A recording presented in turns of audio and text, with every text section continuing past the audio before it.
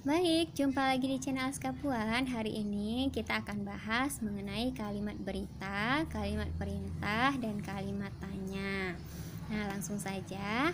Kalimat berita disebut juga dengan deklaratif ya. Adalah kalimat yang isinya memberitakan atau memberitahukan sesuatu kepada pembaca atau pendengar. Ya, jadi kalimat berita ini adalah sifatnya memberitakan atau memberitahukan ya sesuatu kepada orang lain. Nah, bagian akhir kalimat ditandai dengan tanda titik. Nah, ini ciri juga dari kalimat berita. Langsung kita lihat contohnya.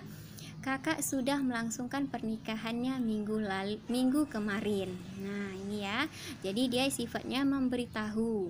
Nah, ingat juga diberi tanda titik ya. Kenapa? Karena ini merupakan ciri dari kalimat berita. Nah, contoh yang kedua, bulan ini desa kita akan mengadakan lomba kebersihan. Nah, ini juga informasi ya, memberitahukan ya kepada orang lain. Kemudian, seminar ini akan diikuti oleh 1000 peserta. Nah, ini juga merupakan contoh dari kalimat berita. Nah, sekarang kita lihat kalimat perintah ya, atau disebut juga dengan imperatif. Adalah kalimat yang maknanya memberikan perintah untuk melakukan sesuatu. Bagian akhir kalimat ditandai dengan tanda seru. Nah, jadi intinya kalimat perintah ini yaitu kalimat yang untuk menyuruh orang lain gitu ya, untuk melakukan sesuatu. Nah, langsung kita lihat contohnya. Tolong kirimkan bunga itu kepada ibu. Nah, ini ya, memerintahkan seseorang gitu ya. Nah, dan juga diikuti di akhir kalimatnya diikuti dengan tanda seru. Kemudian contohnya juga, jangan membuang sampah sembarangan. Juga jangan lupa kita tulis dengan tanda seru. Carilah pekerjaan apa saja ya. Ini merupakan kalimat perintah ya.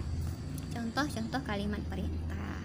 Kemudian kita masuk pada kalimat tanya. Kalimat tanya disebut juga dengan kalimat interrogatif.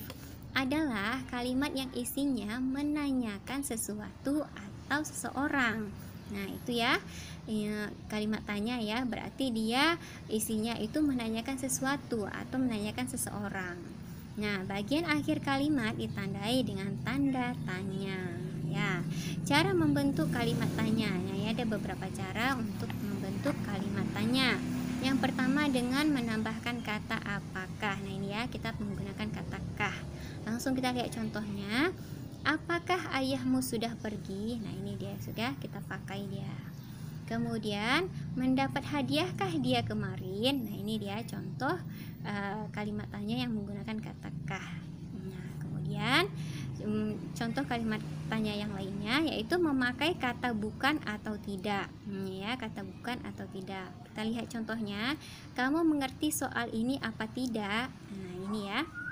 Contoh yang tidak. Kemudian taman itu indah bukan? Nah, ini contoh kata bukan.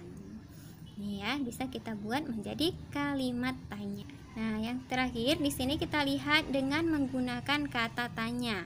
Siapa, kapan, mengapa, di mana. Contohnya, dia mencari siapa. Nah, ini yang kita pakai ya, siapa. Mengapa dia pergi pagi-pagi sekali? Nah, ini ya, kita menggunakan kata mengapa. Nah, bisa juga kita pakai kata kapan, di mana ya. Bisa kita buat contoh kalimat tanyanya.